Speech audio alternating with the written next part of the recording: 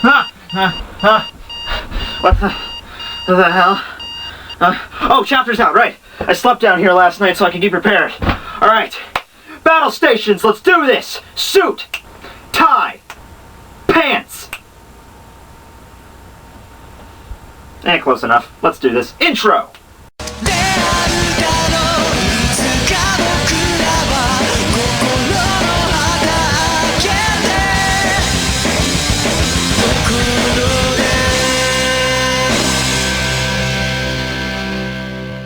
Hey everybody, Tekking101 here, and the hiatus on Bleach is officially over, and I'm here to review Bleach chapter number 547, entitled Peace from Shadows. Got an awesome color page here. The bloody battle starts, where we have Ichigo standing firm in the center with his new Zanpakuto toes, and the Vandenreich on the left and the Soul Reaper forces on the right.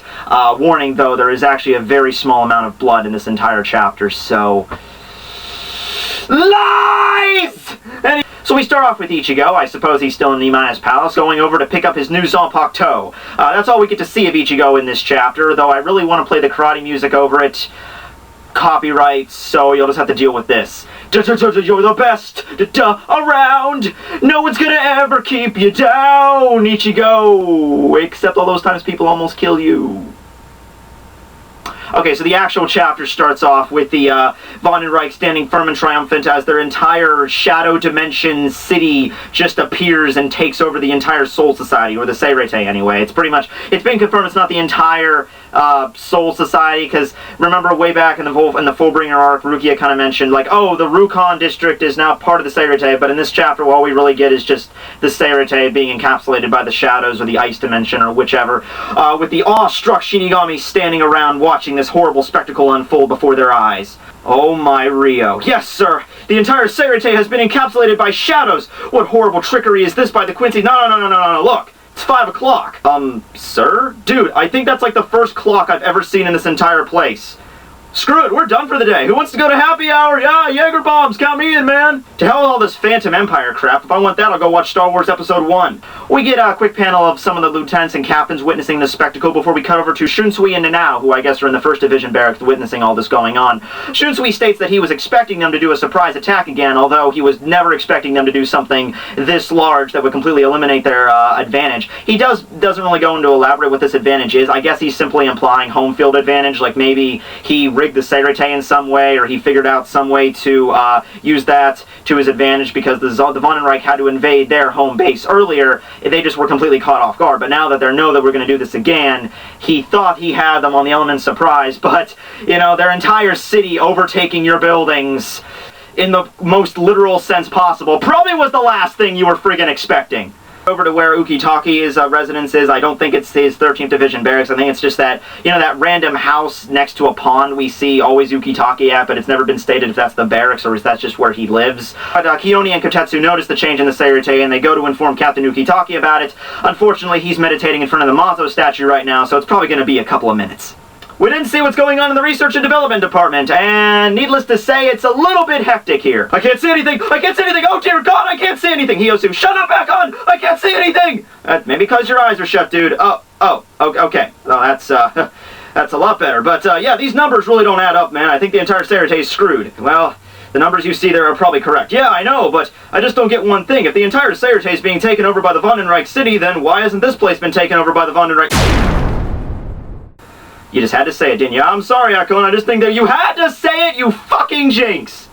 I'm glad they showed that, though, because last chapter, that was like one of the things that baffled me. It's like, okay, the Vandenreich Shadow Empire rises up and takes over the Seirete. I got that. It was really cool. But then I just started thinking, like, wait a second, what about the inside of the buildings? Because we saw the Research and Development Department and everything was fine there, so is, like, the Research and Development, like, if it was, like, underneath the Seirete, like, underground, or maybe in some far-out location, I can understand, but if the outside's going to be taken in, I'm pretty sure the inside is, too, so... Yeah, just getting a logistics there on how this functions, but apparently, yeah, it's the inside too, just maybe a delayed effect, I don't know, whatever.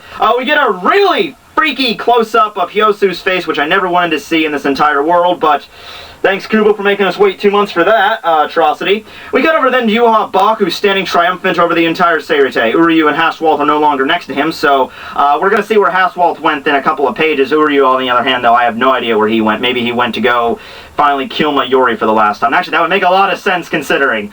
Anyway, he does what most villains do in Bleach by themselves, and following in Aizen's footsteps, he monologues to nothing. Yeah, don't you love when villains do that, where they're standing triumphant and there's nobody around them, but they're like, yes, you cannot defeat us because our plan is so clever, and I'm going to tell you why. I can't hear you. I said I'm going to tell you why!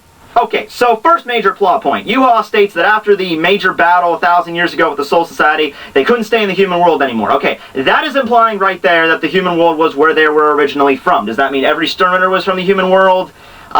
Maybe possibly, but it's maybe stating that Yuha was originally from the human world. Considering that Quincy's are just humans, and Yuha's Brock's probably a rare exception, although there's no telling he was like that 1,000 years ago. But anyway, he says escape from the human world, so that's implying that they're originally from there. So anyway, 1,000 years ago, the Quincy's figured this out, and they used reishi in order to create a space in the shadows. They used reishi to create a space in the You care to elaborate there at all, Kaiser Wilhelm? Like reishi is it's essentially like atoms, kind of like atoms in the physical world make up matter, whereas reishi in the spiritual world make up matter in the spiritual world. Like that's what all the Seirite is made of. So you can just basically look at it like that. And you know, we've established that Quincy's have like perfect control over it, over to the point where they can enslave reishi and and all that stuff. But creating a pocket dimension out of it, you need to elaborate a little bit more there. I'm just saying, I mean, like Kubo's usually been pretty good about this. He's usually been pretty good at not using reishi as like a deus ex machina. Like, oh, hey, check it out, I'm gonna shoot you with this awesome blade that's gonna split you in half, and it's gonna cut everything in half for like a mile. Holy crap, how can you do that? Oh, well, I just manipulated the reishi in the air, that's how I can do it. He's like, he usually doesn't do crap like that, so I gotta give Kubo some cred there. But there's a difference between just manipulating reishi to form arrows and, you know, make those giant blue pillars that burn the entire Seirite down. There's a difference between doing that and creating a universe. Because that's what the Shadow World is. It's a little pocket universe, and it's not even me speculating either. They flat out tell you what the fucking Shadow Dimension is. It exists in the same space in the Seirite, just a little bit out of sync in the dimensions. So that's how it was going to be able to completely, like, pass over. Like, basically, it is the shadows quite literally. But I really hope they go on to describe that a little bit more, because, I mean, you could say the Sclav Ray ability, but that's still implying a huge amount of, you know, assumptions there. I mean, if you had the ability to create a universe using your Quincy powers, this shouldn't even be a war. This should just be like a you're dead, you're dead, you're dead, you're dead. Bond and right rule, yeah, broski. You know, that should be the entire amount there. Actually, speaking of, why did you not use this whole Flip City thing the first time you guys invaded? Like, that would have been so much easier. Like really. That would have caught them a fucking lot more by surprise back then than now. Because at least now, they're, like, in the middle of, like, wartime and they're preparing for battle. Back then, they didn't even know what the hell was going on. If the city just appeared out of nowhere, pretty sure they would have just dropped dead of heart attacks right then and there. I mean, really. Oh, well, let's turn the page here and see if Yuha applies any kind of logic to this whole reishi creating disease. That's why the Vandenreich is called the Invisible M. Okay, that's great. We figured out the namesake of your organization. That's lovely. I'm putting that on the docket. Do not let me forget about that. I want somebody out there to comment on every Bleach review from now on saying, how does that work with the shadow dimension thing? You guys keep doing that. Why the hell did I ask you to do that? Now you really are. Okay, anyway. When we go back to the Department of Research and Development, we're Askinak Levar. Never gonna forget his name because it's just so freaking weird. I heard it was Dutch. I think someone told me that's a Dutch name. I'm sorry for people that are from Dutchland. Wait. Our plan was a complete success. After all, unlike the human world, you can find as much reishi as you want in the Soul Society. Yeah, it's kind of like the Bount arc. I have a series on the Bount arc for new viewers. Go watch it. Anyway, Askinak Levar goes on to say that Vandenreich has basically been storing up reishi or energy inside of the shadows for 1,000 years. Kind of like Mega Man's Mega Buster, and that thing's like ready to blow and nuke an entire galaxy at this point. So he's basically saying they have an infinite amount of energy from all the stuff they built up over the past, millennium. We then see what Hashwalt is up to. He's heading over to the 1st Division barracks to see Shunsui and Nanao. He states that both last time and this time, we didn't have to invade the Seirete by breaking the Shenkomaru or the Seki Stone, the barrier. They could just go in through the Shadow World, once again questioning why you didn't do the whole city thing, flippy reverse back then, but whatever, it doesn't matter. Honestly, I was expecting Shunsui to offer him a nice little drink and sit down and talk about their differences and their feelings, but instead he simply states that I'm the Captain Commander of the Goatee 13, in case he was unaware of that fact.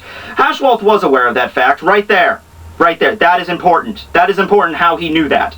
Because you could say that, the Vanenreich is just like a flip version of the Seirete, and because if they know, like, battle strategies, like, if they can listen in and hear, like tap what the Seirete knows, that is important. So that's also on the docket. You don't have to comment that. But that's important how he would even know that. Unless, of course, he found that out on the way there. But the way he's stating, like, he knew about this prior. So, yeah. Anyway, that's why I first came here. Oh, well, how hasty. Well, of course, my name is Hashwalt. Had to kind of stretch that, I'm sorry. Anyway, Shunsui asks if they're going to stretch this battle out or if they're going to do it as quickly as possible, to which Hashwalt gives the all-so-hilarious statement, His Majesty loves peace.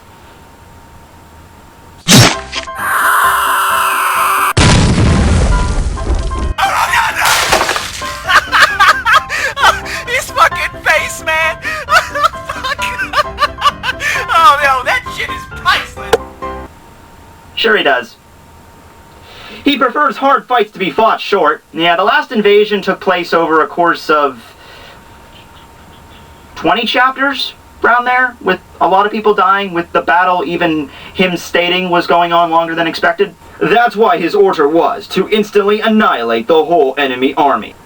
Well, you kind of already failed at your mission then, dude, because instantly exterminate would imply, instantly exterminate, not show up your city and then go and systematically attack all the Shinigami again. That's kind of what you did last time, except with a different backdrop this time. Oh, by the way, I just thought of something else. If you're gonna say the reason they didn't do that whole dimensional thing last time was because of the Zero Squad, that's also kind of bullshit. Because really, it doesn't matter if the Zero Squad's gonna show up. You have home field advantage now. We cut back over to the 12th Division, where Askin is still talking about how he showed up there. Yeah, exterminate instantly, Askin. Yeah, that's an order you think would be very easy to follow, but apparently that just means sit around a pillar and act really cool with your weird Eisen hair strand sticking down, talking about how awesome your Shadow Dude powers are. So anyway, he's interrupted when, I don't know, Bluino shows up at a door. And who should appear from this door, you may ask? Well, it's none other than Mayuri. Nemu's kind of cute in that outfit, but dude, what the hell? He looks like if a Solrock fucked a Jellicent. I don't. Okay, hold on. Before we continue, I need to do this. Hold on. I need to add a little logo here. Okay, let's see what we got. No, I don't really like that game. No, wrong anime. There we go. Pedo Bear's seal of approval. I think that fits quite nicely there. But really, what the hell is he up to?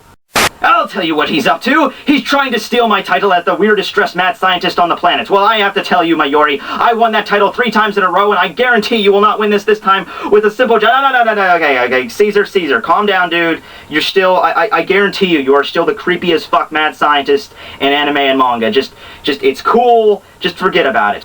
Oh, you damn Skippy I am. So, hey, Tekking, you mind if I gas you, or... sorry, dude, I really don't know if that'd be a good idea right now. I'm kind of in the middle of a review. Oh, okay, then. Never get to gas anybody anymore. Oh, no, it's cool, dude, it's cool. I'm sorry, I'm all for whatever after if you want to, do something then. Oh, yes! I am back on top. Okay, so obviously this is the monstrosity that Mayuri was making in his room in a couple of chapters ago that Akon was like shocked by, and I'm pretty sure that everybody did not I don't know what we were expecting, if he was going to be like, I don't know, making like he was doing something with Sayal Aparo's laboratory, or if he was like creating special armor, or, well, if you want to call that, that would be considered special armor, but, like if he was doing something like that, if he was like reviving the Espada or something, but I'm pretty sure that's the last thing anybody expected. Even if you were expecting he was going to make armor, I know that was not the first thing that popped into your head right there. But anyway, Akon and the rest of the 12th Division is obviously shocked by this. Mayuri states that he did actually know that the Shadows had something to do with the Quincy's arrival in the Seirete. I'm not really sure how he figured that out, but I mean, he was cooped up in the 12th Division barracks the entire time when the last invasion was going on. Maybe he figured it out then. So he reformed his laboratory, which I guess that just means his personal laboratory, like his room, so that it would not have any shadows there, which I guess that indicates that like he added lights into the floors, so like the entire room was just one big, you know, like light, so there was no shadows whatsoever. So I guess that's why it was unaffected by the shadow dimension. Really clever idea, all things considered, and that also gives you a major weakness right there, where, you know, light can vanquish the shadows. It's kind of obvious now that we think about it, but hey, now I wish that we had freaking Maki and Shinose in this battle. Nichigasumi, only light type Zanpakuto. Yes, that existed. Also, in the Bounce arc. God, I like to promote my own shit. Anyway, so we continue. So Askin and Mayuri have a pretty cool stare down. Then we cut over to the Seirete Vondente, where a bunch of Shinigami are running through the streets heading to battle. But they don't exactly make it that far. Basby shows up and pretty much nukes him with his power, which I guess is pretty much confirmed to be some type of fire at this point, because we have Toshiro that shows up protecting the Shinigami with ice. I'm not sure if he used an ice wall or if he literally froze them. It says ice wall in the caption, but I just find the other one funnier. He shows up with Rangiku and states that your flames don't pass through. With Basby just showing an annoyed smirk, and that's the end of the chapter. So, you know, first thing, I guess I should say that that's pretty much Basby's power. I always assumed it was H for heat or hot-headed, because he's always so, like he's quite quick to anger like that. So it was some heat power, I figured, so that was pretty much confirmed here. Also pretty much confirmed that you could still use your Shikai even though your Bankai's been stolen. I'm glad that Toshiro finally figured this out, because it's like the first time this happens, after they get their Bankai stolen, you know, maybe they couldn't use their Shikai immediately after their Bankai was stolen, but I'm pretty sure there was a case where you could. But it's just like, you know, okay, you have your Bankai stolen, that sucks, that's a major, you know, chunk of your power, but you still have a lesser but still more effective use of your power. I mean, we had Toshiro a couple chapters ago that was like training, like starting over from basics with the sword. I'm like, you can do other stuff, just regular swordsmanship. You have ice powers. I mean, you can, like, you in particular are even probably more useful because you can actually use some of your Bankai abilities in Shikai. It's just more dangerous. So, yeah, I mean, you can totally do that. But, yeah, whatever. So they show up to fight against Basby. Kind of a weak fight matchup there when you consider ice and fire. I mean, it was shown that his ice was clearly strong enough to resist Basby's fire attack there, but I'm pretty sure Basby was not. First off, he's not even in bolt standing yet. Second of all, I'm pretty sure he wasn't even trying his hardest on just a bunch of random fodder Shinigami, so that's probably not the strongest heat he can show. I mean, fire is super effective against ice. This is a proven fact. Alright, so other than that, we have Mayuri's weird Reishi armor, which somebody sent me a comment this morning saying, hey, you wanted to see what that Reishi armor is with the Quincy's? Well, we got it with Mayuri. Maybe that, oh no, that's not what I'm talking about. I wanted that really cool Quincy armor that we kind of saw with Ryukin. You know, this is just, I don't know what this is. I'm sure it's going to be effective. Maybe it's like something where their shadow abilities are going to be nullified when he's using it, so they can't retreat or they can't draw up on their, like Askin stated, all of our powers was absorbed into the shadows. Well, now that Mayuri has the armor, maybe their power can't be accessed, at least with Askin, because of the light that's being emitted from the outfit, I suppose. Maybe something like that. I'm sure he's going to fight against Askin. It's going to be a pretty cool fight. His Bankai hasn't been stolen yet, so, I mean, he's probably not going to use it right away, or maybe he figured out some way around that, because you never know with Mayuri. With him, it's just like, oh, well, I used this ability to deactivate your ability. Well, I luckily used a countermeasure against this ability. Ah, touche. But luckily, I have a countermeasure for your countermeasure. You know, it's just stuff like that. Other than that, Ichigo, like, we saw that one page with him, I think just because Kubo knew that, okay, it's the first Bleach in so long. If I don't show Ichigo at least once, I'm probably going to get yelled at. So, I'll show him once in the back from that scene. I guess he's still in Imaya's palace. You know, the question I had was, because all this crap was going on with the Seirete, is Ichigo going to finish his training in the Soul Palace, or is he just going to, like, drop down into the Seirete? My opinion is, he doesn't know what's going on yet, and if he did figure out what was going on, he obviously would want to go immediately, and maybe like Nimaya would have to hold him back and just like, no, Ichigo, bro, if you go down there, I mean, I know you got your badass tricky new swords and everything, if you go down there though, you're gonna get curve stomped like a lot, so you need to stay here, train with us, and then we can head you back down there. Maybe they'll have some kind of time warp ability, I don't know. Doesn't seem unlikely, really. So, yeah, that's chapter 547 review. Hope you guys enjoyed. Next chapter, I honestly don't know. I hope we get a little bit more of the matchups with the new, like the new layout of like who's gonna fight whom. Maybe a little bit more like maybe where Uryu went, because we didn't see him in this chapter, but he was standing next to Yuha last time, and how he's not. So wherever he went, I'd like to know. And of course, how does the shadow dimension thing work? How does the Reishi making dimension thing go? I don't know. Anyway, Tekking101 here, signing out. Should have gone Bonkai. Later, guys and girls and bananas.